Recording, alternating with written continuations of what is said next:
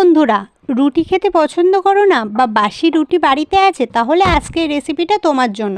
প্রথমেই আমি এই রুটি দিয়ে রেসিপি বানানোর জন্য নিয়ে নিচ্ছি কিছু সবজি। সেখানে সবজি হিসাবে আমি নিচ্ছি টমেটো, ক্যাপসিকাম, গাজর, বিনস। আর এখানে লঙ্কাটা তো অবশ্যই দেবে, সেগুলোকে একটু ভালো করে ধুয়ে নেবে।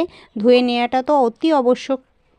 তারপরে সেই গাজরটাকে আমি কেটে নিলাম, আর টমেটোকেও কেটে নিচ্ছি, সাথে ক্যাপসিকাম আর বরবটি। দেখো, ক্যাপসিকামটাকেও কুচু কুচু করে কেটে নিলাম, সাথে বরবটি আর পেঁয়াজ, এগুলো সবগুলো কেটে নেবে। আর হ্যাঁ, আমি লঙ্কাটা দেখাইনি, তোমরা লঙ্কাটাকেও ভালোভাবে কেটে নেবে কুচু কুচু করে।